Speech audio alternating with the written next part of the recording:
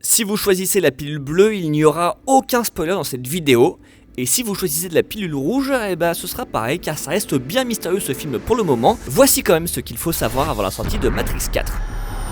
Numéro 1, ça parle de quoi? Alors on commence directement par la partie la plus compliquée de l'affaire, parce que Matrix Resurrections s'amuse à brouiller les pistes à grands coups de faux semblants, ce qu'on ne va pas lui reprocher. Officiellement il s'agit d'une suite, pas d'un reboot, mais on se pose plein de questions. On se connaît? Pourquoi Neo et Trinity sont-ils vivants?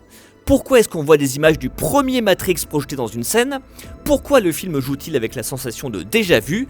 Pourquoi est-ce qu'on a le sentiment que la réponse est sous nos yeux, mais qu'on nous mène en bateau? Oui, je me souviens de ça. Parmi les choses que l'on sait, c'est que la réalisatrice Lana Wachowski a songé à ressusciter Neo et Trinity après avoir perdu ses deux parents coup sur coup, car c'est auprès des deux personnages qu'elle trouvait du réconfort.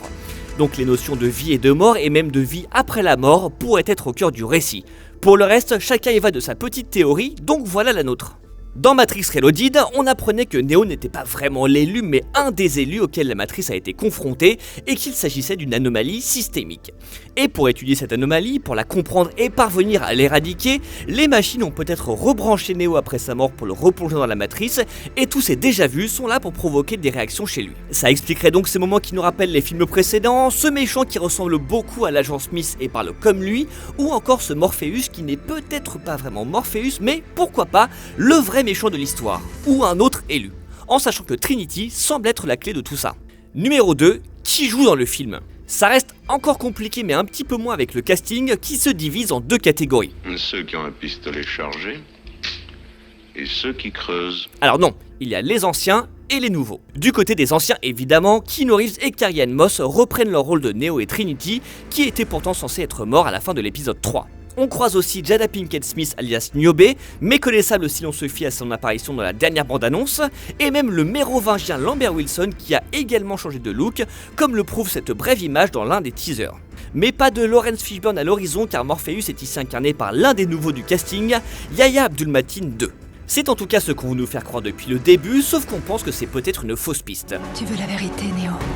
Du côté des nouveaux toujours, nous avons Jessica Henwick avec ses cheveux bleus qui devrait s'offrir quelques belles scènes d'action, Jonathan Groff qui a délaissé les tueurs en série de Mindhunter pour jouer ce qui semble être le méchant de l'histoire, Neil Patrick Harris en psy de Neo redevenu Thomas Anderson et Priyanka Chopra Jonas.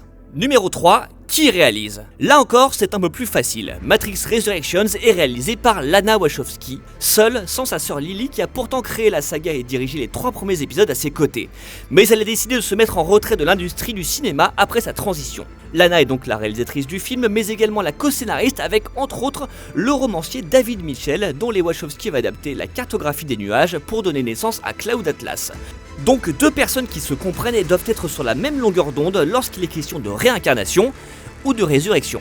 Numéro 4, ça sort quand? C'est la réponse la plus facile aux questions que posent les photos et bandes annonces. La sortie de Matrix Resurrections est prévue le 22 décembre dans les salles françaises, soit un peu plus de 18 ans après celle de Matrix Revolutions sortie en novembre 2003, et à l'époque on pensait qu'il n'y aurait jamais plus de suite. Mais il ne faut jamais dire jamais, surtout pas dans un univers aussi complexe que celui imaginé par les Wachowski. D'abord repoussé de plusieurs mois à cause de la pandémie qui a chamboulé le monde du cinéma, le film devait ensuite sortir le 15 décembre, mais Neo a préféré nous faire patienter une semaine de plus pour éviter l'affrontement direct avec Spider-Man. Et ce alors qu'il maîtrise toujours les arts martiaux. Je connais encore le kung-fu. Quoi qu'il en soit, retenez que Matrix est de retour au cinéma, que ça sort le 22 décembre. D'ici là, n'oubliez pas que dans la Matrice, le kung-fu c'est comme le vélo, ça ne s'oublie pas. Allez, salut!